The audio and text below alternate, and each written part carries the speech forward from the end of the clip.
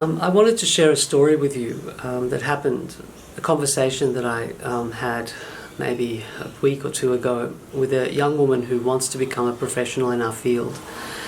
And she wants to help young women like herself feel more free and uninhibited and, if you like, have more permission to explore their sexuality. And she said to me, I feel kind of funny about it because I personally have never had not oral sex. I've never had anal sex. And so I've never even had anal sex. I mean, what right do I have to sort of teach people about sex? And I said to her that, in a way, what's most interesting is not what you've done. It's what you dream of doing. Yeah? And I asked her, what do you dream of doing? And she says, I dream of having group sex. I dream of being part of an orgy. I would really love that. And I said, oh, that's really interesting. And I said, what is it about group sex or the orgy that turns you on? And she said, it's the feeling of being adored, of being absolutely worshipped like I'm a goddess. And I said, what, you have this image of lots of men around you with their cocks and all of this kind of thing? And she said, no, I imagine men and women. And the kick for me is to be really adored and to have all this attention from different people. And I said, look, thank you really for sharing that with me. That's quite a vulnerable thing to do. And I said to her, well, I've organised orgies. And I stopped doing it because I got a little bit sort of bored, believe it or not.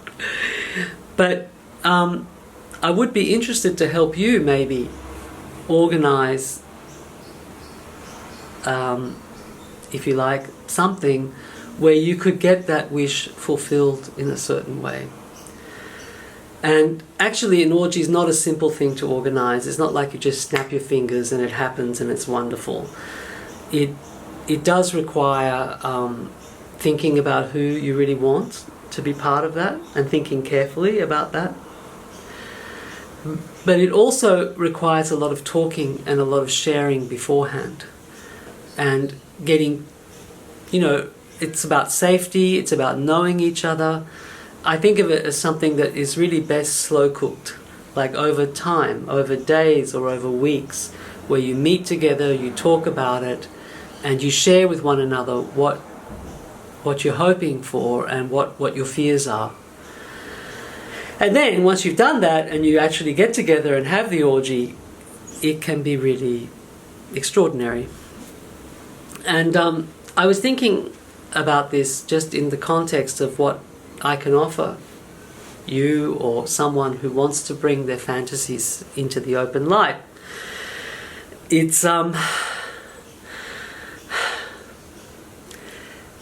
is a certain permission, but also a certain support to take the steps necessary so that you can make this thing happen in a way where you're more likely than not to have a great experience. And that involves a certain kind of stepping up, a certain kind of leadership. You have to lead yourself, take responsibility for your own fantasies, and then invite others so that you can lead other people into the space you want.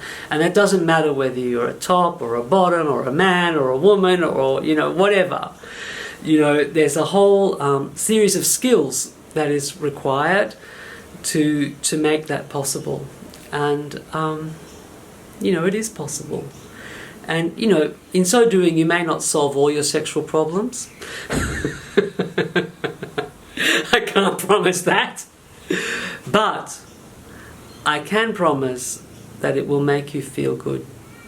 It'll make you feel really good, because you will have taken yourself beyond what you currently think is possible and what you currently can do. And you will have taken responsibility for something you actually fantasize about in a sort of in your own private space, but you actually share it with others. So yeah, thank you for your attention. And yes, if you want to come to one of our festivals, learn about them, if you want to sign up for one of our online programs, yeah, please do.